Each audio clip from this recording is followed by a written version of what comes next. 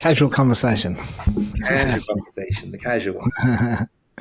Things are going good though, hey? By the sound of it? Yeah, things are good. Things are good at the moment. Not gonna lie, they're How many busy, but how in the many best people way. have you? Was that sorry? Busy, but in the best way. Yeah, no, that's awesome, man. Good stuff. How many people have you got on at the moment? You had 14 the other day. Yes, 14. We got 14 crossed over so far. That's cool. Crossed the chasm. That's awesome. Experienced, not so experienced? Like what's your mix?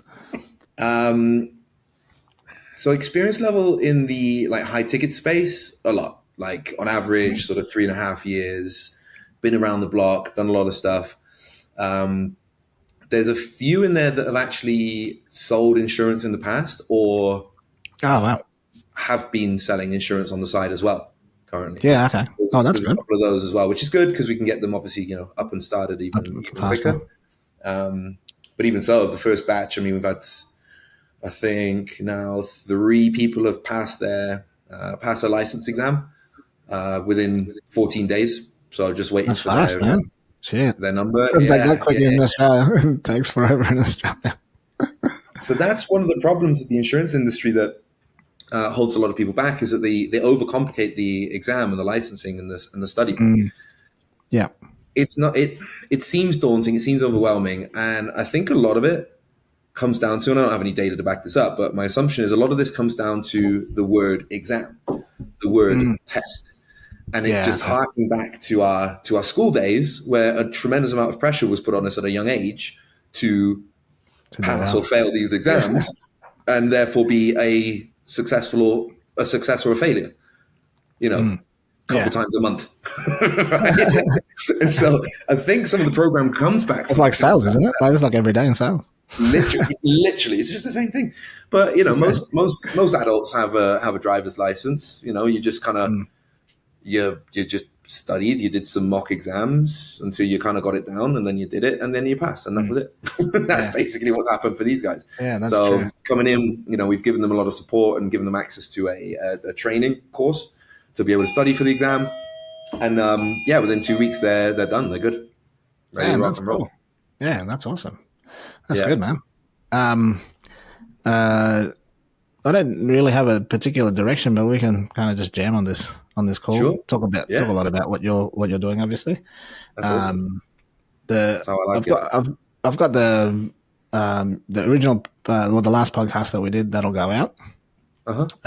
Still going to send that out. Awesome. This is a really good one. And then I can play around with this and do whatever you like. That's awesome. Let me just let someone else. You're right. The cleaning ladies here. 1 second. Yeah, you're good.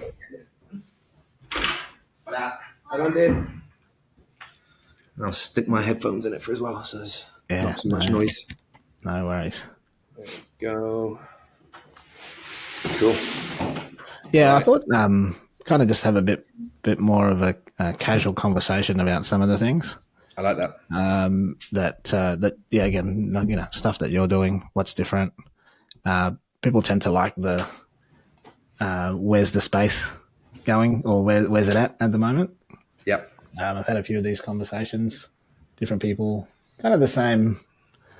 Obviously not exactly the same pathways, but the general sentiment is pretty much the same. What I will say is that for a lot of the people on the top tiers of, like with anything that are doing well, they're just doing well. It's not really any different for them. It's just the opportunities that they want to get into or not. No right or wrong. Correct. So I think that part's good. That I think the successful people always find success in something. Yep. I mean, I know one of the ones who signed on, and man, I would have her on a heartbeat, like in my team. Yes, I know, right? Yeah, like one of the more impressive. One of the more impressive sales professionals that I've come across. Yeah, I'd agree with that. So, but maybe let me ask you, what kind of got you started down this? Like, how did you actually come across it in the first place? So, there was a couple of things really. So I think number one, I myself have now been about 3.5 years in the high ticket space.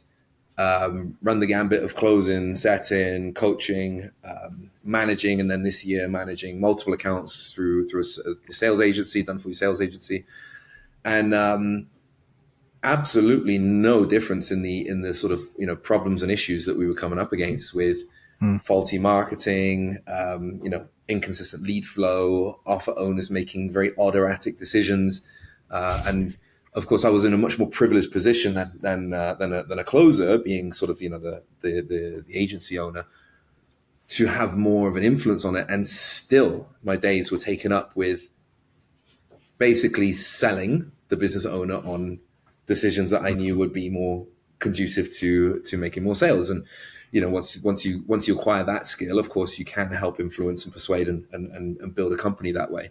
And we, one of the offers we did this year, we took from zero, a brand new product to market, to $1 million in revenue generated in 5 months, of which we collected 86%. So we made over $750,000 for them in 5 months.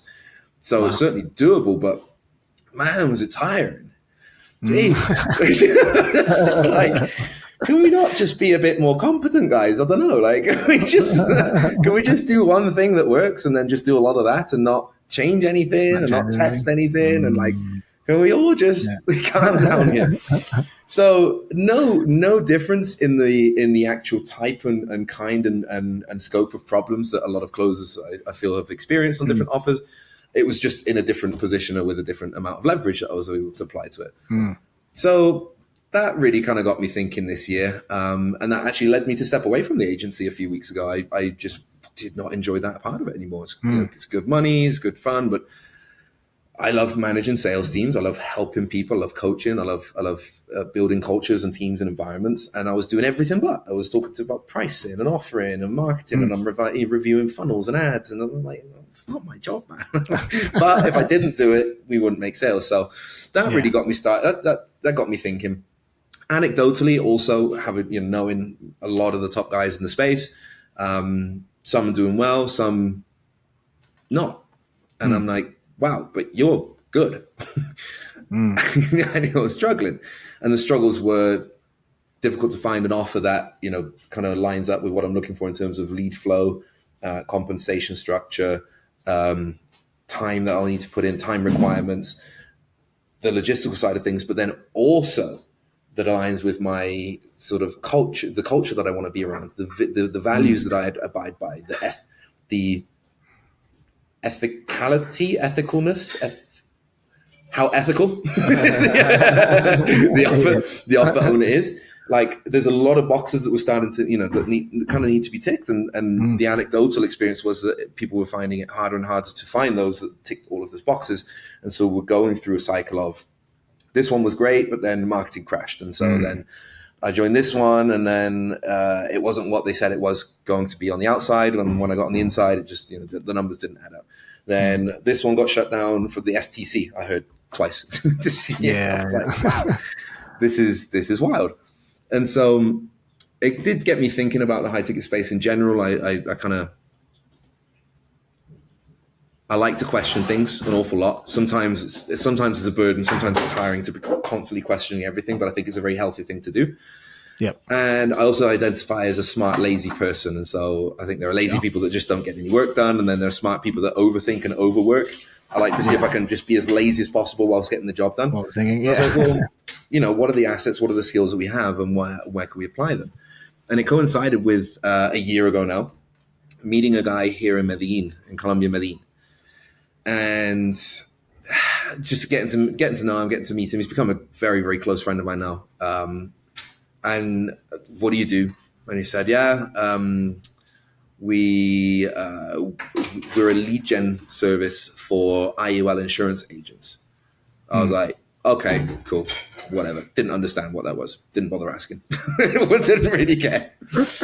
So over the next sort of weeks and months, getting to know him better, we started doing a weekly mastermind, in-person mastermind here in Medellin. Every single Thursday, we go around to his house, and we just sort of, everybody gets 15 minutes to troubleshoot, hot seat kind of thing, problem solve. And every week he was telling us about how much money the guys on his system were making.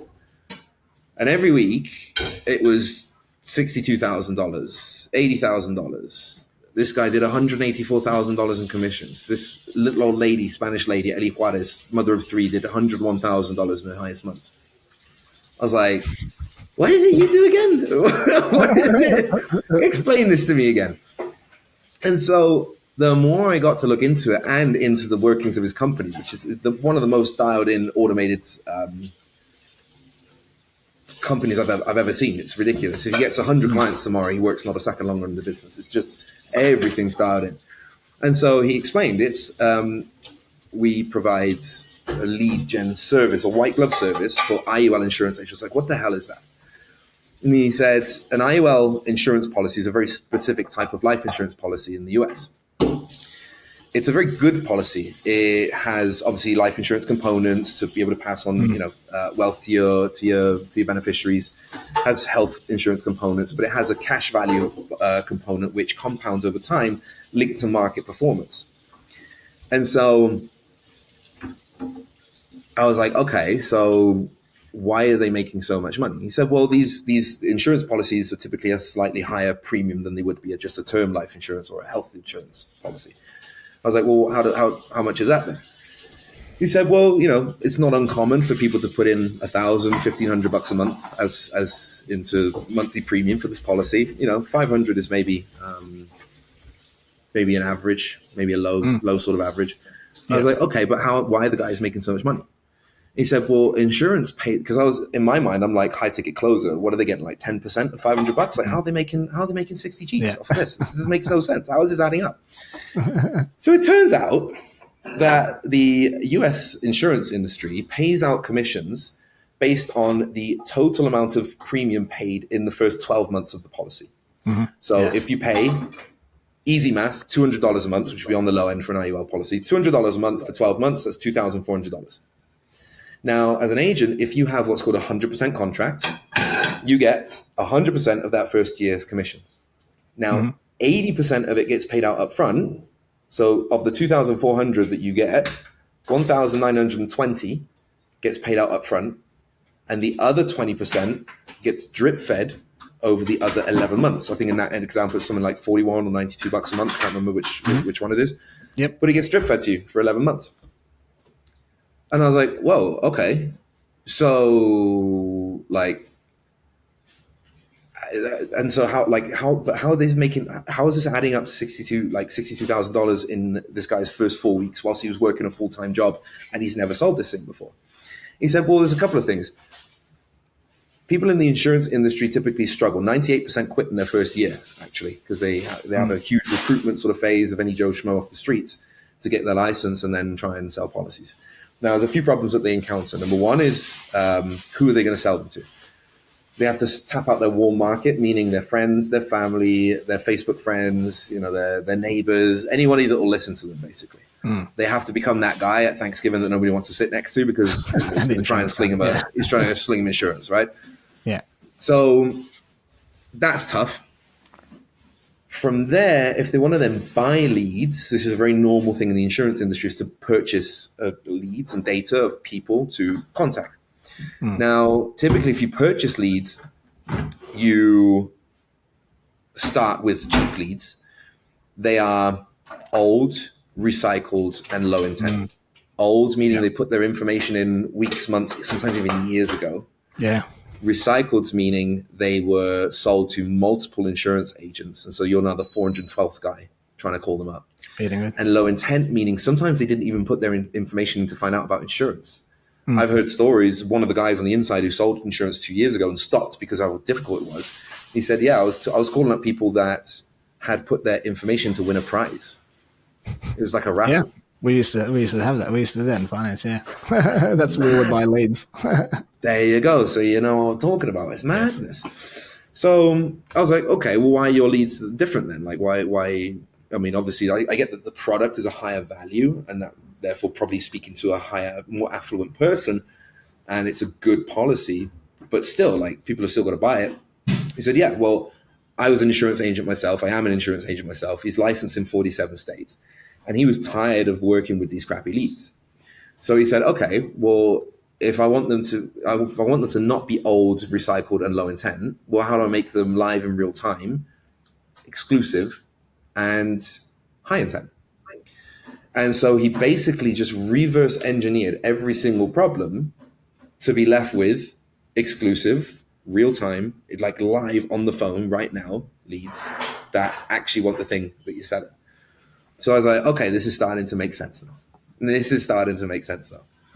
And so it was a combination of the two of working, getting to know him very, very well over the course of the year, seeing what he was doing with the company, seeing the results he was getting for his people, and also seeing the difficulties and the anecdotal experience of mine in the high ticket space. I then asked him, so the guys using your system, they make consistent 30, 40, 60, 80K months. I was like, what separates like the top guys that are making, over 6 figures and the bottom guys that are doing like 20?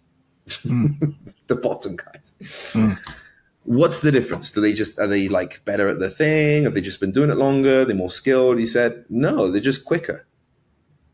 It's like, what do you mean they're quicker? He said, they just call them. They just reach out to the leads quicker. And I was like, that's it. He said, that's all it is. In insurance, an IUL policy is basically an IUL policy. Of course, it could be structured differently, but you're not shopping around. People will typically go with the first person that gets to them as long as you make a good impression, because I just want the thing. There's not. I don't want the IUL 2.0 or the IUL 16.3. I just like, that's just what I'm looking for. So I said, well, how do they call them quicker? And he said, got that sorted. He just uses warm transfer. So his whole system is basically based around most insurance leads also come from Facebook or Instagram because they're easier and cheaper. But the problem is, if you really think about the psychology of that, who is scrolling through Facebook, checking out their high school friend's wedding and funny cat videos and the latest, sales memes, and then an ad pops up about IUL and thinking, that's exactly the thing that I need right here, right now. It's not happening. That's too passive. It's too important and big a financial product for it to be a passive sort of advertisement impulse buy. Right. Yes. So he said, well, where are people proactively looking for things on the internet? Google. So he works exclusively with Google leads. If he does any Facebook, it's retargeting. That's all it is. Yeah. But he basically runs Google ads where people are typing in indexed universal life insurance because they've heard about it from someone, they've seen something about it, maybe their financial advisor has mentioned something to them. And so they're like, let me find out what this is all about. So they're on this internet searching for the thing right there, right there. So if they click on his ad, they go through a very simple landing page with a little bit of copy on what it is and why it's good, and a little bit of pre-objection handling. And then they go through to submit a 13-question survey, a 13-question questionnaire. There's stuff in there about their health, their income, their financial situation.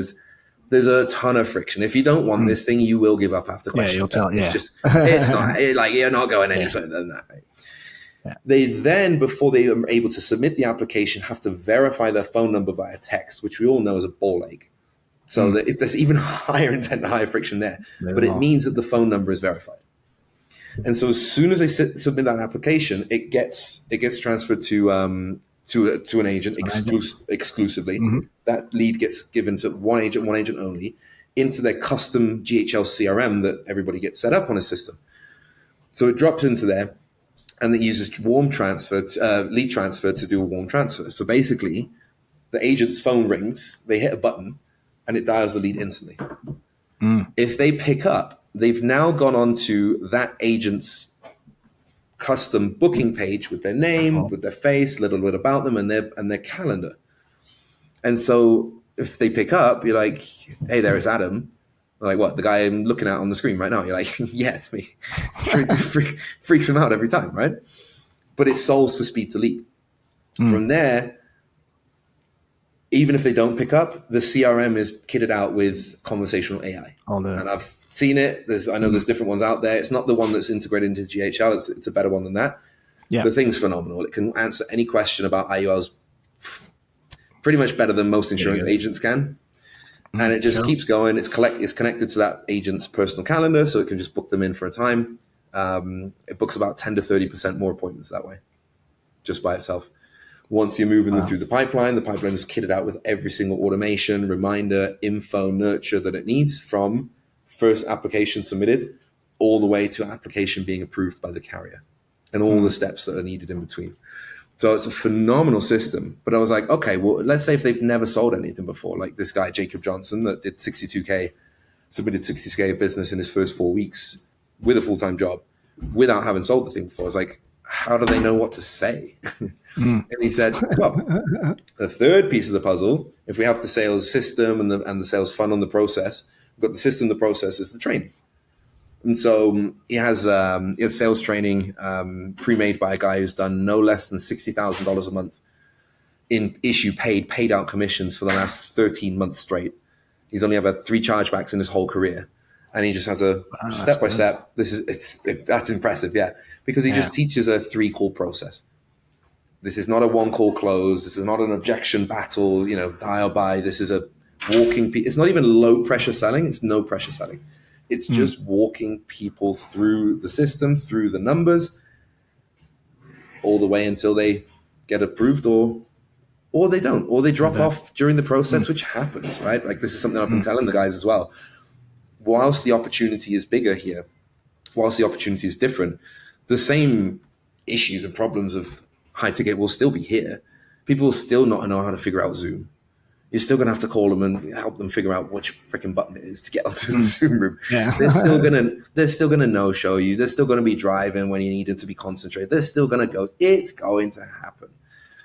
But if that is a given in both areas, knowing that the IOL insurance industry is a $1.03 trillion industry and the entire high tickets coaching space is $11 billion, that's a 96.3 times larger market. That's nearly 1,000% bigger. It's bananas. Yeah. And I think the thing to take away from that is that shouldn't intimidate anybody, where it's like, oh, it's saturated, or this, what am I going to be doing in there? I'm going to be lost in the source. 96.3 times larger industry means 96.3 more opportunity.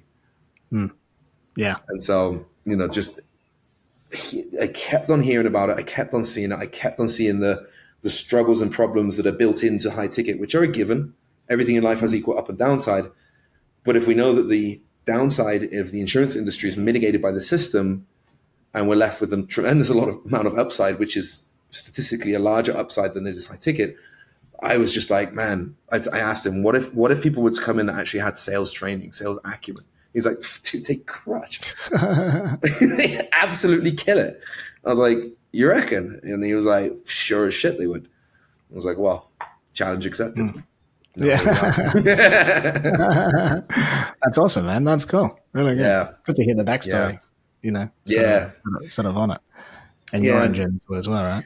Yeah, it's been a while in the making. I've done everything I can to make sure that I've done research properly. This is not just on a whim, like, oh man, that sounds amazing, let's do it. Like, no, let's, like I said, we go to his house every single week. He's one of my best friends. We went to Costa Rica together on vacation. Like, you can't fake being that good for that long. I've seen the insides of his company, I've seen the workings, I've seen the actual, and I've met some of the agents that are actually doing these numbers. So for example, in terms of sales training, we've even organized live sales training, because the one is pre-recorded, but we've organized live sales training for one of his agents that did $184,000 in commission in his highest month. That was off of Solid. 50 IUL leads and about 105 annuity leads, which is slightly different policy with much larger commissions, something that our guys also get access to with performance. There's a big commitment. Those can be like $40,000, $50,000, $60,000 commissions in one go with annuity policies. Wow. But we've organized some weekly live sales training with him, with a guy who's he did 7 figures last year. He's doing 7 figures this year in commissions. And, you can't fake that. You can't fake that. It's the real deal. And so my heartfelt intention with all this, genuinely, when I started hearing about all of this, was like, man, imagine somebody who is 3.5 years, 4 years into high ticket. They got into it with the goal of earning consistent 20, 30K months, which was, statistically seen a pretty common goal of people's, to have some level of work-life balance and flexibility. Of the people that I interviewed doing market research for this, they were on average working 9 hours a day. On average, some were doing like 10, 11 hours. Well, yeah. And they're in this position where they're like, fuck, like, is it going to happen for me? Is it not? Do I want to keep doing this? Or, yeah, this is just what it is now, I guess. I'm earning 10K a month and I'm kind of happy with that. But I got to work out 9 hours to do it. But, beats work in construction. And yes, I agree. 100%. It does. But what if there was a way to build a bridge and bridge a gap for people that are like, I'm not sure if I really want to keep going this direction now, but what else is there for me? And I know this is something that you're very passionate about as well, is helping people get to that level of their career where they're like, what's next for me? And of course, there are many different options. I'm not saying that this is the only one or the best one or everybody should be doing. I'm saying it's an option. And it's an option that I think previously wasn't available, wasn't on people's radars, because it's tough if you don't have the right system. If you have to hit up your warm market, if you have to buy cheap, shitty leads, if you don't know how to negotiate a contract with a carrier, and you rather than get on 100% contracts, that 100% commission you get. Some people get put on 85% contracts, 50%. I've heard as low as 30. So that means of that first year's annual premium, target premium, they only get 30% of that, of which 80% gets paid up front and the other 20 drip fed. So, there's a lot of pitfalls of the industry, but if those are mitigated, man, I'd love to help and see these guys come in and blow it out of the water. I'd love to see guys making $60,000, $70,000, $80,000 a month. Hell, if it was only 20 to 30, like everybody kind of wanted in the first place. The thing is that those numbers are all being done off of 50 leads a month. So that guy that did 62K a month in on his first 4 weeks, one of the guys, he's purposely only stayed on 50 leads a month because this year he's been traveling around the US. His name's Ian Adams. He's done no less than 30 grand for 13 months straight as well. 14 months. Yes, 14 months straight, 30K a month, no less than that. He works maybe 4 hours a day because he's doing like a road trip around the US. Yeah. He's doing the so, That's cool. if I can bridge a gap to help people do that, man, like that excites me. That excites me. I think with anything, there's always got to be context in it. I think absolutely. I think people who kind of listen in and say, yeah, I'm going to go because I will make that without putting in any effort, without putting in any groundwork. I think that's pretty delusional still, as good as the success is. It's like when you see people that's making $50,000 a month in high ticket, expecting that you're going to do that, the vehicle, everything has to be aligned, right? So, yes. Like you said, it's not so much selling the insurance itself, but it's the systems behind it that, is different with the guys that you're working with. And I think with that in mind, then yes, you'll have the tools at least to be able to do that, and get, to the successes that maybe some of these guys have. But it's, again, like with anything, it's not a given. You don't show up and just start making 50 grand a month. Absolutely not. There has to be some things, right? So what do you think? Like if you were to say, hey, if you're this type of person, forgetting about wanting to move industries or whatever it is, but someone who, maybe wants to make a career. Sometimes people follow their passions. Sometimes people follow a profession and that's what they know to do. What do you think would be an ideal situation for somebody to be in to sort of jump in this? I love that question. I genuinely, this is just personal opinion, but I think personally, if I were to think back to my first year in high ticket sales, I think I would have missed out on an awful lot of growth and learning and development if I would have heard about something like this and jump ship and sort of switch lanes in my first year. I think there is some merit to, if you got into high ticket, to learn the craft, to master the skill, to get involved in sales and really learn how to sell on via Zoom or on the phones. I think there's an awful lot of value in that if you're young enough to just give it at least a year. I'd say just get into it to get out of it what you can in terms of learning, even if it's not yet the earning. And it's, of course, it's still hard to only earn, 1,500 to $2,000 a month as a high ticket closer. Like, the average high ticket closer is earning $67,400 a year at the moment. It's like a bit more than 5K. So if you're cool with that for your first year, I think that's a good path. And I think that the lessons and the learnings and the skills and the character traits that you'll acquire doing that will give you more leverage for any other opportunity you have later on.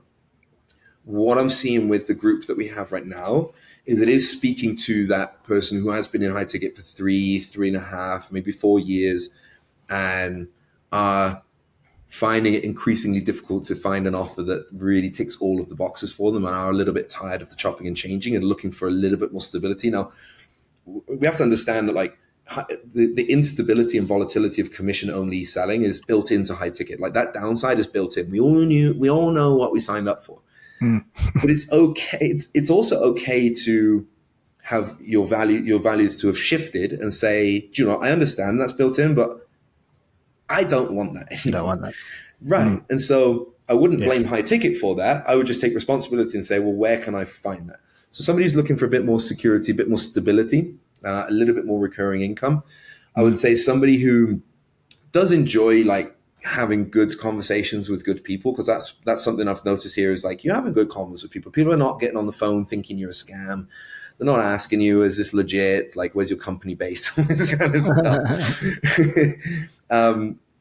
But you have to be willing to like pick up the phone and dial people. You know, they obviously through the funnel, they can book in inbounds with you.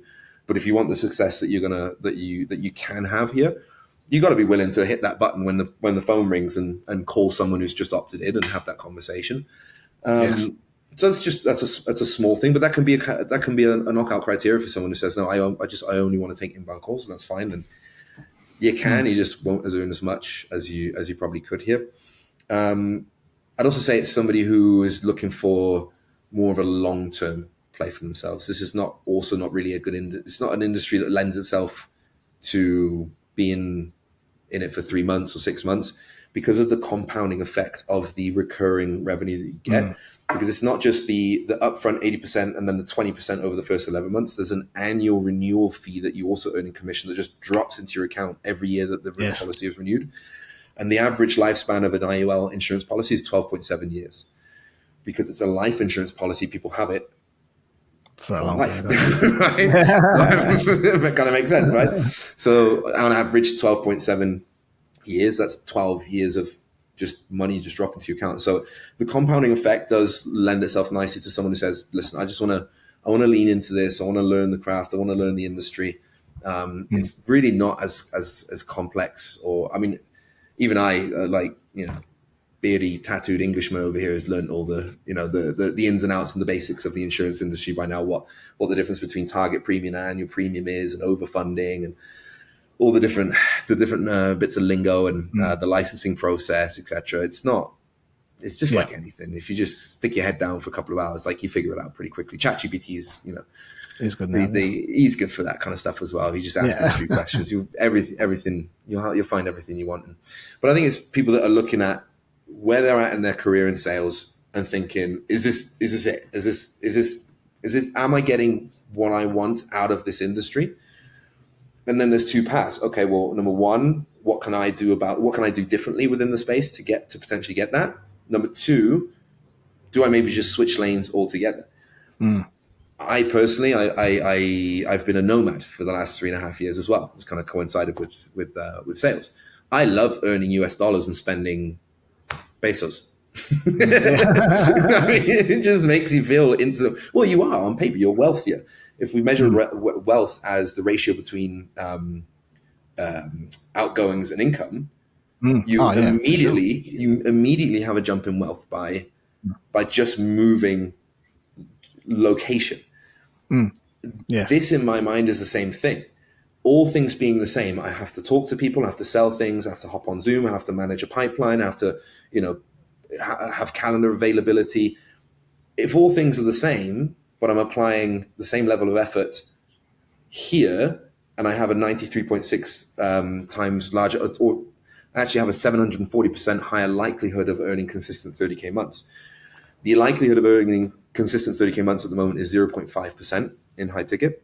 and it's 3.7% in IUL insurance, which doesn't sound like a lot, but it's 740% more. So if I just know that I have that level of opportunity and that higher likelihood and that sort of, just statistical advantage, I personally, I'm someone that likes to be as smart and lazy as I can. If I'm going to expend the same amount of effort, can I get more rewards elsewhere? Yeah. If it's a case that somebody just doesn't like, insurance, financial products and services and that, and they love the more emotional sale of relationship coaching or fitness and that, then yeah, you're probably going to get pretty bored pretty quickly selling insurance. There's an emotional component to it, of course, because you're talking about people's retirements and passing on to their loved ones. And my mum, actually, funny enough, she was in the financial industry. She used to also help wealthy expats from England who'd retired in France to set up life insurance and also trust funds to be able to legally avoid French hereditary tax, which is horrendous. They take like 80% or so. It's something, some Napoleonic law that's just barbaric. It's wild. And so, she used to drive a Porsche, so she did all right for herself. But what she really enjoyed, while she was obviously very knowledgeable on insurance and had to take all the exams and tests and everything, she just loved the people aspect of it. She really enjoyed having good conversations, good people, setting them up with something that helped them. And I think that's something we can all relate to in sales, I think. Anyway. Sure. Yeah. I think at the end of the day as well, Adam, it's another vehicle, right, that people can go down. Literally. Not everyone will jump on board, the same ship. Yep. But for people who do and put in the work, then the rewards, are there. The potential to do good things is going to be there. But it is another potential way to, or maybe just a different way to earn, using the skills that you have. So I think it's a good thing. Yeah. And I think with anything, if they enjoy it, then they stick with it. They'll do well. If they don't enjoy it, then they just don't.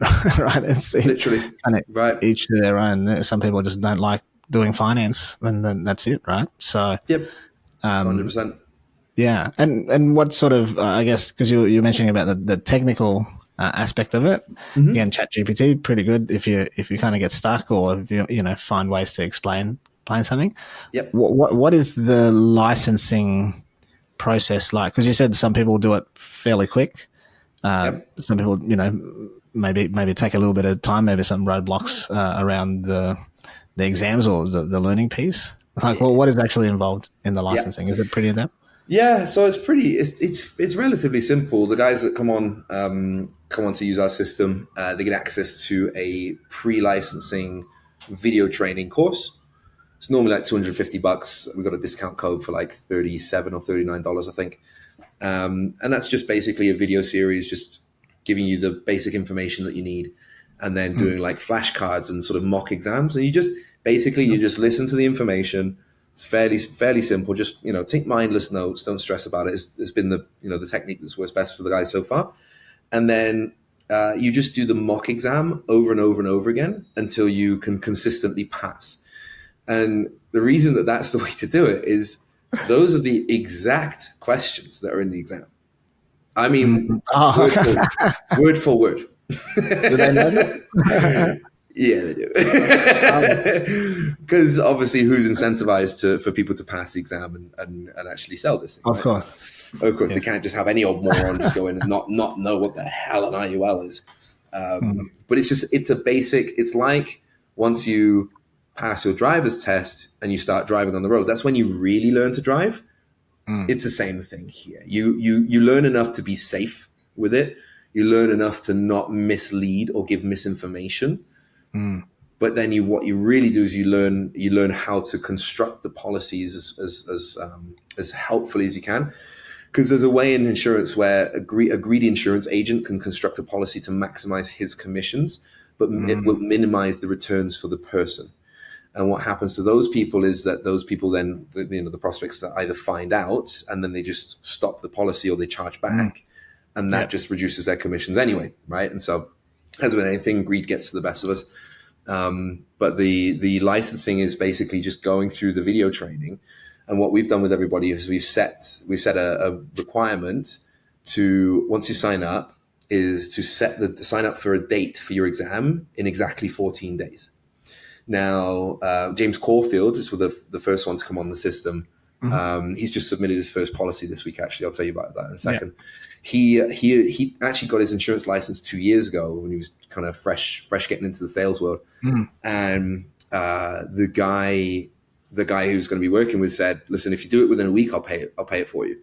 And he was too cheap to pay the like $200 himself, so he just crammed and did it within a week. 14 days is very, very doable. So it's literally no different than just going on a platform, watching videos, taking a couple mock exams. If you block out an hour a day to do it for 14 days, you'll be more than gold. Easy. Ricky Gonzalez just saw today, just passed his test, And so I always joke with Ricky, if Ricky can do it, anybody can do it, So. Actually, I say that to all of them. Let's take the piss. But yeah, it's just a matter of, all he did was he just set aside a time. And this is why people don't do it, is because it's a time that you set aside that you normally wouldn't. It's the same for somebody who's taking up the gym. Going to the gym 3 times a week, those are 3 slots of time that are normally not there, that they now have to plan in. Fine, yeah. What you do then is you sit the exam, which in most states you can do remotely. You do it online, and then you wait a day and you get your exam results. And then depending on the state, some people have to go and do a fingerprint background check just to make sure you're not a criminal. Yeah, sure. That helps. And some states require an extra little course on anti-money laundering training. Also, so that you don't become a criminal. I assume. So they're checking off that you're not a criminal and you're not going to become one, which is also just a few hours of training and a small test that you have to do. Very, very simple. And everybody coming into the system, we help guide them through the process as well, so they make sure they get all their ducks in a row. Once they get the license, they get their NPN number, which is a national producer number. That we then use to sign them their contracts with the carrier. Everybody is on the system at the moment is on 100% contracts with us. And so once that goes through, 5 to 7 business days, and they're off to the races. You from signing up to taking your first lead, our goal is to get that done within 4 weeks. Wow, that's cool. Yeah. Very good. That's our goal, which means that you should be making money in around 6. Can take, sometimes it's quicker, sometimes it's longer, but on average, it might be a sort of 2-week sales cycle with this kind of thing, depending. Yep. So if we can help people, from day one to have their first commissions coming in within 6 weeks, that's the target that I'm optimizing for at the moment. Yeah, nice. Oh, that's awesome, man. Sounds simple enough for the right people, right? So simple enough for the right people. Yeah. I think it's just being a little bit of a conventional thinker as well. I think the world rewards conventional thinkers these days. People that are able to kind of just look at something without judgment and just look outside the box a little bit. And it's not being a genius or seeing anything crazy. It's just looking at this thing and saying, okay, if I were to have no preconceived notion or judgment or idea of insurance and sleazy insurance agents, and I have to fucking block them because they're cold calling me all day. And if I just were to look at it with fresh eyes, is the upside that it offers worth the downsides that it comes with, compared to the upside that I'm getting right now, given the downside that I already know? That's how I think about it. I think everything in life has equal up and downside, and we always choose the upside that we want, given the downside that we're willing to accept. Yeah. Risk reward, right? Risk reward. Exactly. Yeah. So it's early days. But yeah, we've got 2 guys who are live right now.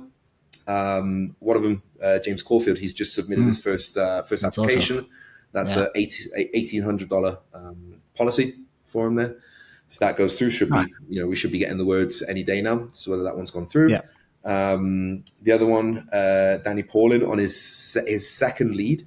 So they'll all be on 50 leads per month for the first 4 weeks.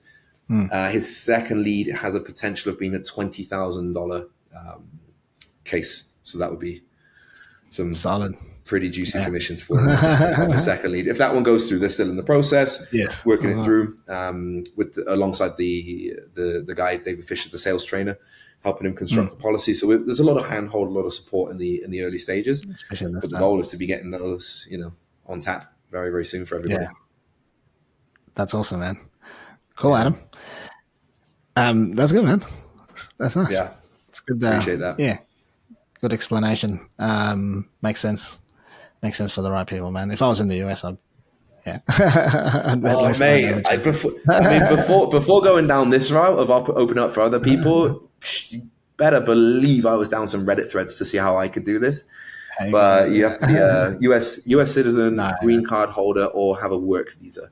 And to get a work yeah, visa, I would have to live in the States for a little while, and I just it's don't need full to do that on. right now. Yeah. Maybe When I was later. doing it here in But Australia, it's full on. I mean, even with our mortgage business now, it's the licensing is just crazy.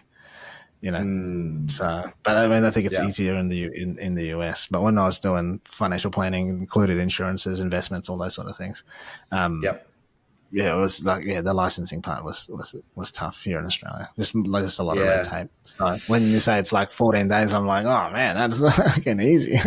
Yep, it's That's as pretty good, simple right? as getting a driver's license. Now, I can only imagine it's only going to get harder over time. It would be Yeah, of illogical course. for it to get easier.